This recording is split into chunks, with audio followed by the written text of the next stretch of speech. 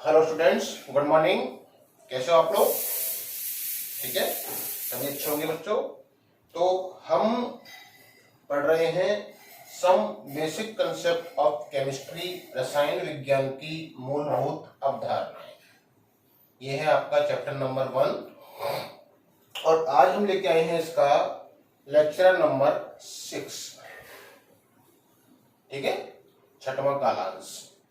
ठीक, तो अभी तक बेटा हमने पिछले लेक्चर में जो अध्ययन किया था वो किया था कि किसी भी परमाणु में प्रोटॉन, इलेक्ट्रॉन और न्यूट्रॉन की संख्या किस प्रकार से निकाली जाती है। ठीक है, परमाणु क्रमांक का मतलब क्या होता है, द्रव्यमान संख्या का मतलब क्या होता है और परमाणु भार का मतलब क्या होता है। ठीक है, द्रव्यमान संख्या और परमाणु भार को सिनोनिम्स की तरह, पर्यायवाची शब्दों की तरह काम में लेते हैं, क्योंकि किसी भी परमाणु के लिए इनका मान लगभग समान होता है। ठीक है बच्चों, यहां तक हमने पढ़ा था। ठीक है, अब पढ़ते हैं इससे आगे। ठीक, आज हम बेटा सबसे पहले डिस्कस करेंगे समस्थानिक के बारे में।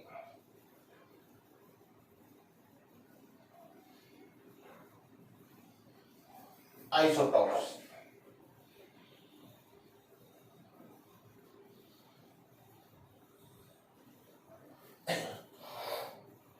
समस्थानिक जो होते हैं, आइसोटॉप्स जो होते हैं बेटा, वो किसी एक ही तत्व के, ठीक है भाई, तत्व एक ही रहेगा, किसी एक ही तत्व के होते हैं भिन्न भिन्न रूप। समस्थानिक एक ही तत्व के भिन्न भिन्न रूप होते हैं जिनका परमाणु क्रमांक तो समान,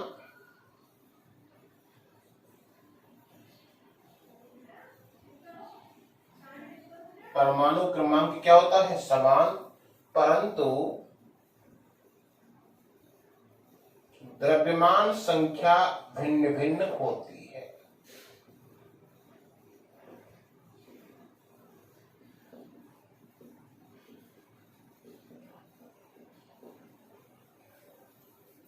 ठीक है, समस्थानिक जो होते हैं बेटा, वो किसी एक ही तत्व के वे भिन्न भिन्न रूप होते हैं जिनका परमाणु क्रमांक समान होता है, परंतु द्रव्यमान संख्या भिन्न भिन्न होती है। ठीक है, क्लियर? मतलब इससे बेटा निष्कर्ष क्या निकलता है भाई, द्रव्यमान संख्या भिन्न भिन्न और परमाणु क्रमांक समान। तो परमाणु क्रमांक जो होता है वो होता है किसी भी तत्व में प्रोटॉन की संख्या के बराबर होता है कि नहीं होता बच्चों, पढ़ा था आपने अच्छी तरह से। और द्रव्यमान संख्या जो होती है ये होती है किसी भी तत्व में न्यूक्लियॉन्स की संख्या।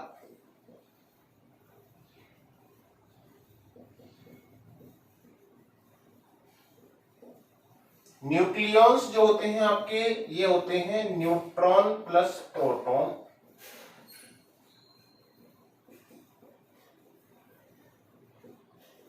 तो किसी भी तत्व में न्यूक्लियॉन्स की संख्या उसे बोलते हैं द्रव्यमान संख्या, और किसी भी तत्व में प्रोटॉन की संख्या के बराबर होती है हमेशा परमाणु क्रमांक। ठीक है, क्लियर? तो आप यहां देख रहे हो कि परमाणु क्रमांक समान, मतलब प्रोटॉन की संख्या समान,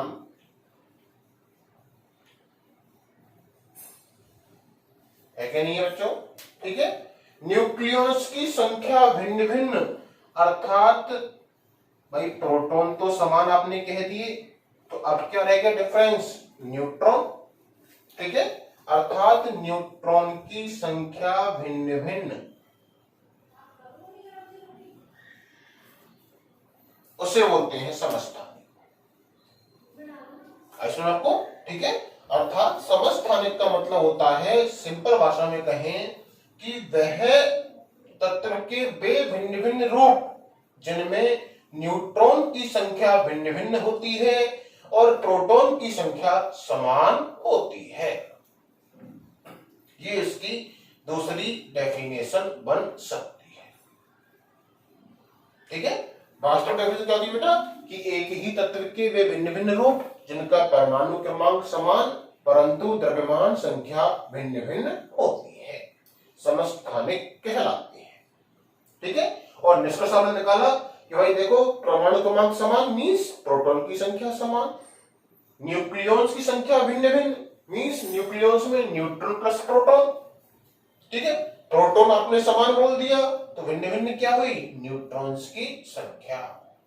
ठीक है, उन्हें बोलते हैं समस्थानिक। जैसे बेटा मैं एग्जांपल दूं आपको, हाइड्रोजन जो होता है बेटा इसके होते हैं 3 समस्थानिक।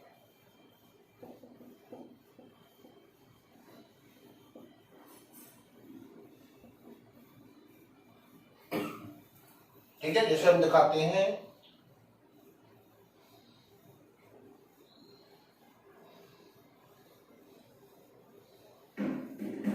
इसे बोलते हैं बेटा प्रोटियम,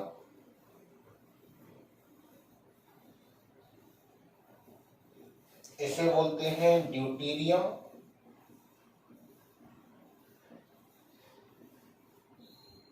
और इसे बोलते हैं ट्राइटियम।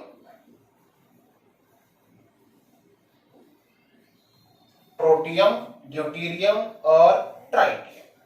ठीक है, आप देखोगे भैया इसमें यदि मैं कहूं प्रोटॉन की संख्या, ठीक है, तो इसमें देखोगे आप 1 परमाणु क्रमांक 1 परमाणु क्रमांक 1। भाई आपको पता है अच्छी तरह से तत्व को दर्शाने के तरीकों में ये जो होता है ये क्या होता है आपका जेड। ठीक है, और ये जो होता है ये क्या होता है आपका ए, और ए से डिनोट करते हो आप द्रव्यमान संख्या को, मास नंबर को।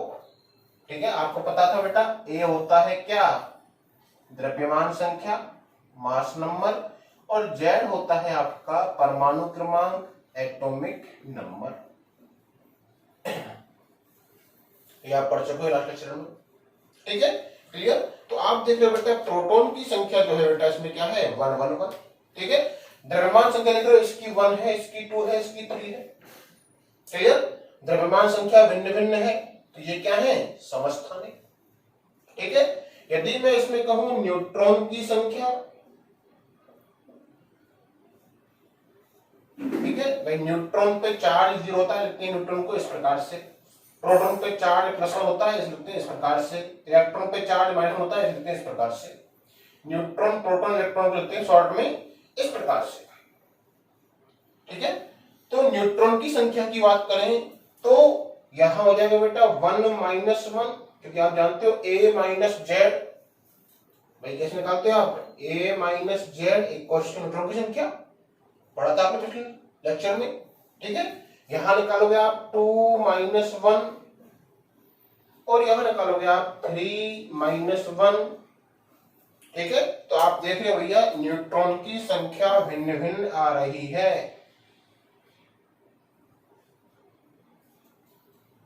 क्लियर।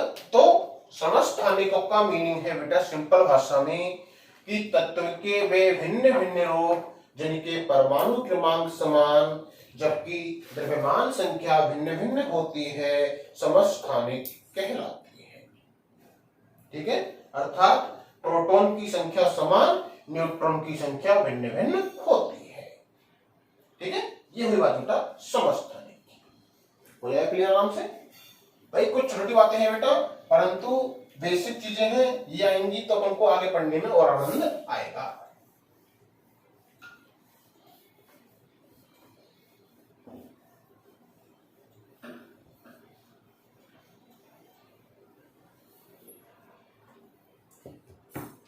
तो हमने बेटा लास्ट में परमाणु भार के बारे में पढ़ा बेटा, तो अब हम पढ़ेंगे बेटा औसत परमाणु भार के बारे में।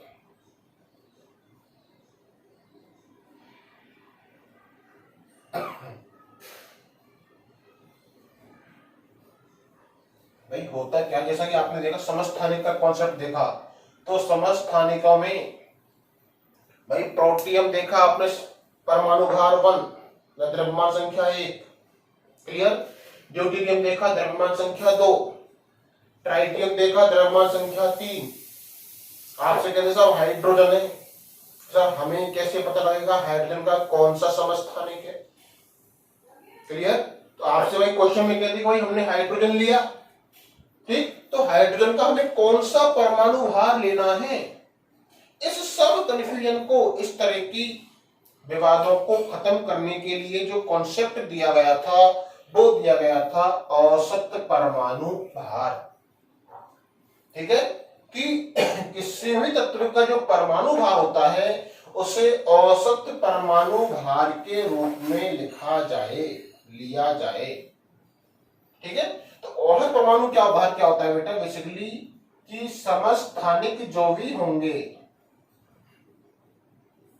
तत्व के समस्थानिकों का औसत भार।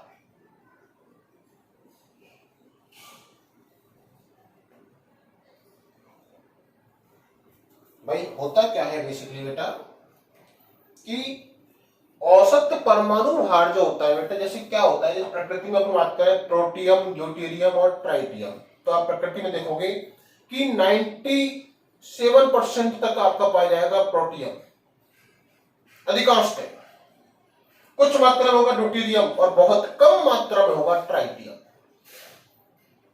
क्लियर? तो किसी एक सैंपल की बात करें, हाइड्रो का सैंपल ले, तो उसमें प्रोटियम अधिक मात्रा में होगा, ड्यूटेरियम बहुत कम मात्रा में और ट्राइटियम तो अति अल्प मात्रा में होता है। ठीक है, और इस मात्रा को बोलते हैं बेटा इनकी आपेक्षिक बाहुल्यता। आपेक्षिक बाहुल्यता या इसे बोलते हैं प्रतिशत उपलब्धता।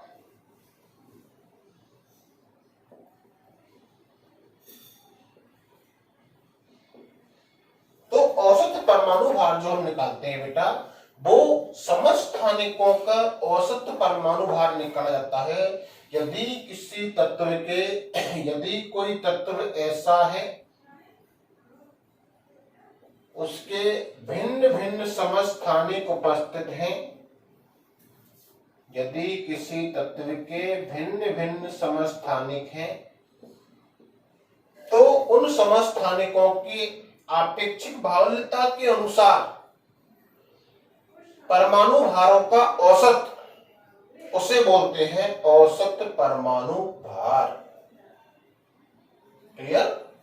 कोई तत्व जिसके भिन्न भिन्न समस्थानिक हैं तो उन सभी समस्थानिकों की आपेक्षिक बाहुल्यता के अनुसार परमाणु भारों का जो अनुपात होता है, सॉरी औसत होता है, उस औसत को बोलते हैं बेटा औसत परमाणु भार। और सामान्यतः हम तत्वों के औसत परमाणु भार का ही उपयोग करते हैं। किसी भी तत्व का जो परमाणु भार हम काम में लेते हैं सामान्यतया वो उस तत्व का औसत परमाणु भार ही होता है। ठीक है, जैसे बेटा औसत परमाणु भार निकालने के लिए, एवरेज एटॉमिक वेट निकालने के लिए एक सिंपल सा फॉर्मूला बनाया गया है बेटा, F1A1 plus F2A2 plus F3A3, इस प्रकार से FNAN। मान लो किसी तत्व के कितने भी समस्थानिक हैं उन्हें इस प्रकार से हम निकालेंगे। ठीक है, यहां F जो है बेटा वो है आपेक्षिक बाहुल्यता।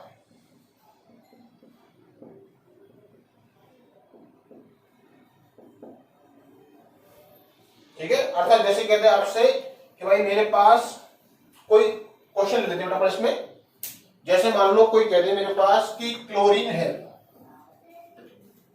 बहुत सारे क्वेश्चन आंसर हो जाएंगे क्वेश्चन आपसे आराम से। जैसे मान लो मेरे से कह दे मेरे पास क्लोरीन है और क्लोरीन के दो समस्थानिक है। ठीक है, एक समस्थानिक है क्लोरीन का क्लोरीन 35 और एक समस्थानिक है क्लोरीन का क्लोरीन 37। अगर इसको ढंग से लिखना है बेटा, आपको प्रॉपर लिखना तो लिख देंगे आप इस प्रकार से। 17 होता है क्लोरीन का 17Cl35, 17Cl37। मान लो क्लोरीन की मेरे पास दो समस्थानिक हैं, ठीक है, और ये दो समस्थानिक जो है, जिनमें से ये वाला समस्थानिक जो है बेटा, ये तो है प्रकृति में 75% और ये है प्रकृति में 25%। ठीक है, ये तो है प्रकृति में 75% और ये है 25%। तो भाई हमें क्लोरीन का औसत परमाणु भार निकालना है। इसे निकालो साहब। ये कोई क्वेश्चन कहते हैं हमसे कि क्लोरीन है मेरे पास जिसमें दो समस्थानिक है 35 और 37 वाला, 75% है मेरे पास 35 वाला और 25% है मेरे पास 37 वाला समस्थानिक। ठीक है, तो अब मुझे इस क्लोरीन का औसत परमाणु भार निकालना है। ठीक है, तो इसे निकालने के लिए हमारा फॉर्मूला बिल्कुल फिक्स है बेटा। ठीक है, तो मैंने जैसे फॉर्मूला बताया बेटा आपको कि औसत परमाणु भार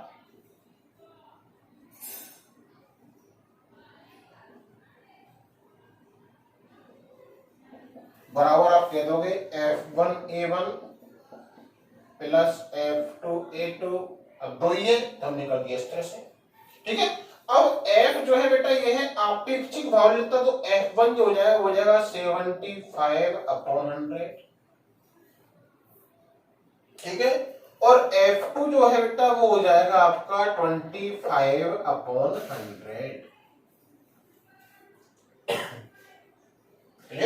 75/100, 25/100। और A1 की वैल्यू जो है बेटा वो आपकी है 35 और A2 की वैल्यू जो है आपकी बेटा वो है 37।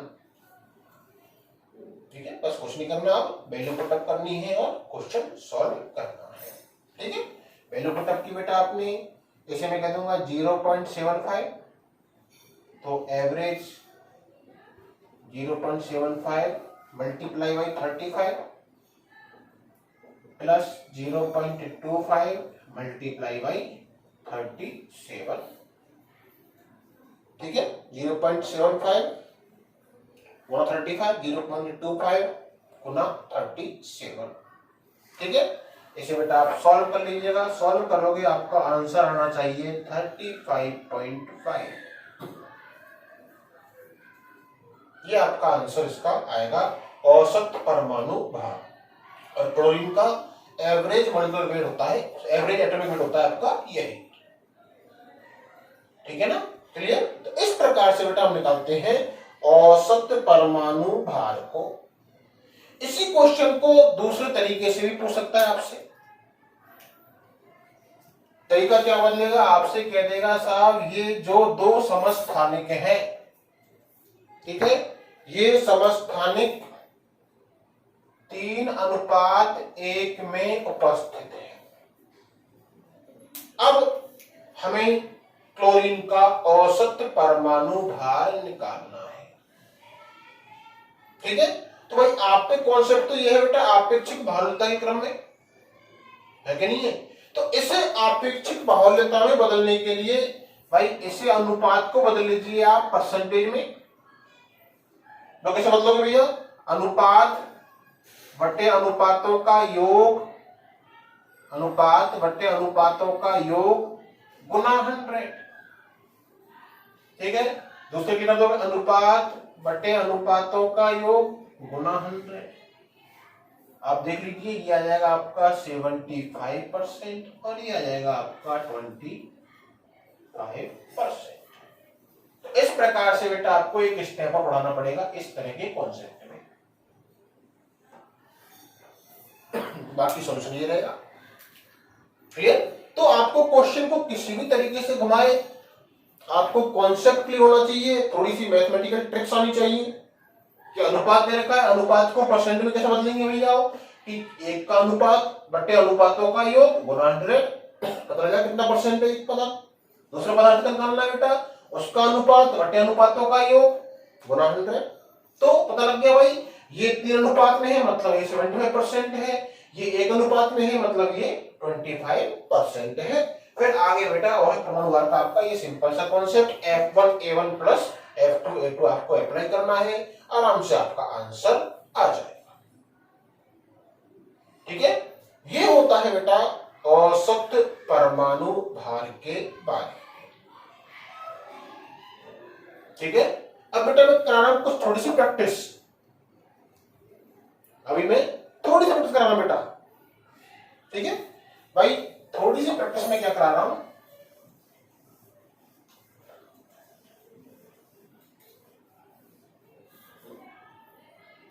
भाई इसके बाद बेटा मैं आपको नोट्स में कुछ महत्वपूर्ण तत्वों के परमाणु भार को लिख के दूंगा, उन्हें आपको याद रखना है।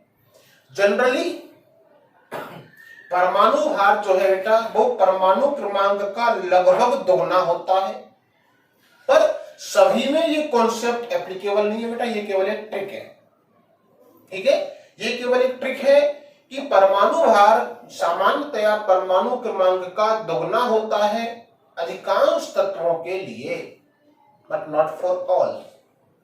ठीक है, तो मैं जो आपको सारणी दूंगा बेटा उसमें कुछ स्टार लगे हुए होंगे, उन स्टार में वो दोगुने से थोड़ा सा अंतर है, अर्थात वो परमाणु क्रमांक का दोगुना नहीं है। तो जो स्टार लगे हुए बेटा उनका परमाणु क्रमांक आपको उनका परमाणु भार आपको याद रखना है। ठीक है, बाकियों का परमाणु क्रमांक आपको लगभग याद रहता है, आवर्त सारणी आपको याद होगी, नहीं होगी तो बेटा 11th में आराम से आ जाएगी पूरी, टेंशन मत लो। ठीक है, प्रैक्टिस से धीरे धीरे आपको याद होना शुरू हो जाएगी, और जब हम चैप्टर पढ़ेंगे तो आपको पूरी एकदम पे याद करा दूंगा, फिंगर्स पे आ जाएगा पूरा वर्षानी, ये मेरी गारंटी। ठीक है ना, क्लियर।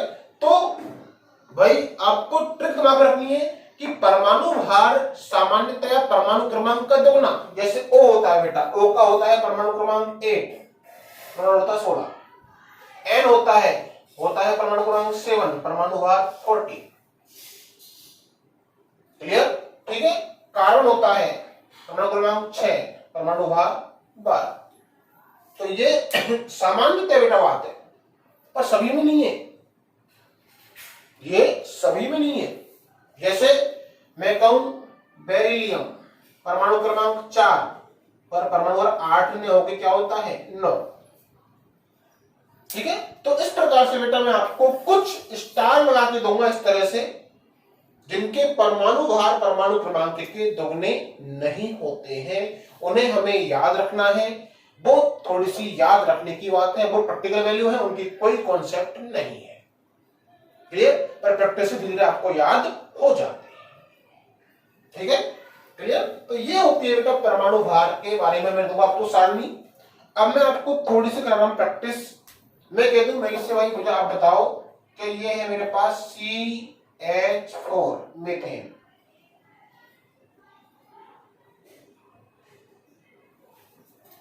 ठीक है, इस मीथेन का अणु भार बताओ,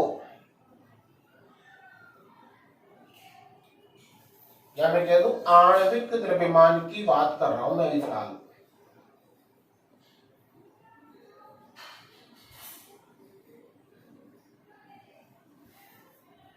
तो अणुभार जो होगा बेटा या आणविक द्रव्यमान जो होगा वो होगा किसी भी यौगिक या अणु में उपस्थित सभी परमाणुओं के परमाणु भारों का योग।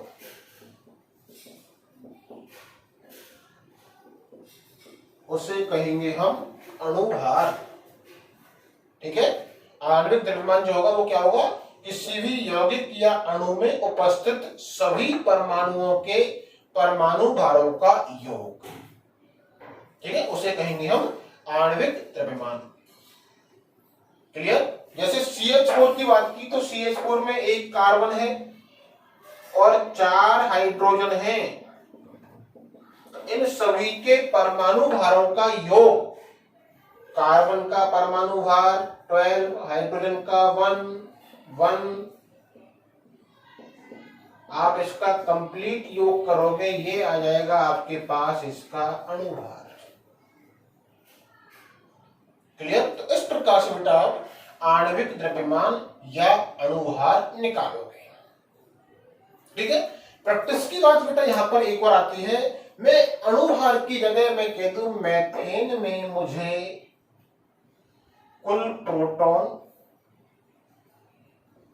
कुल इलेक्ट्रॉन और कुल न्यूट्रॉन की संख्या आप बताएं। क्लियर? ये प्रैक्टिस की बात है बेटा। तो इसे निकालने के लिए आप किस प्रकार से निकालते हो, आप ध्यान दीजिए। भाई मीथेन में एक कार्बन है और 4 हैं आपके हाइड्रोजन, मतलब लिखना है शॉर्ट में, है कि नहीं? कार्बन का परमाणु क्रमांक जो होता है वो क्या होता है? 6 होता है कि नहीं होता है? और हाइड्रोजन का परमाणु क्रमांक क्या होता है? 1। पता है आपको? कार्बन की द्रव्यमान संख्या क्या होती है आपकी? 12 और हाइड्रोजन की होती है 1। ठीक है, आपको निकालने हैं प्रोटॉन।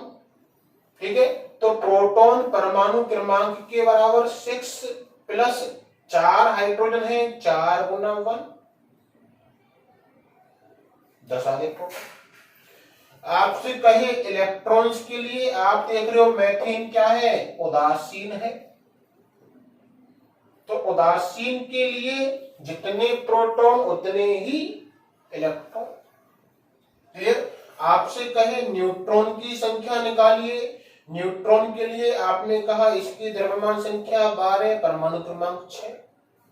ठीक है, प्लस 4 है आपके पास, 4 गुना 1 माइनस 1। ठीक है, तो 6 प्लस 0 हो जाएगा। क्लियर? तो इसमें आ जाएंगे न्यूट्रॉन की संख्या आ जाएगी 6। इस प्रकार से आप किसी भी तत्व में, यौगिक में प्रोटॉन, इलेक्ट्रॉन, न्यूट्रॉन निकाल सकते हो। ठीक है, थोड़ी सी प्रैक्टिस करना इस चीज पर। आगे हम पढ़ेंगे जब मोल अवधारणा, तो उसमें आपको ये चीजें बहुत काम आती है। क्लियर? ठीक है, कोई दिक्कत हो डिस्कस करें बेटा, अध्ययन करते रहें। ठीक है, इसके बाद अब हमारा शुरू होगा चैप्टर का हर्ट मोल अवधारणा के बारे में। ठीक है, और मोल अवधारणा एक ऐसा टॉपिक है बेटा, यदि आपने ढंग से समझ लिया तो फिजिकल केमिस्ट्री का काफी कुछ पोर्शन आपका कवर हो जाता है। तो उसे आपको ढंग से समझना है। ओके, धन्यवाद।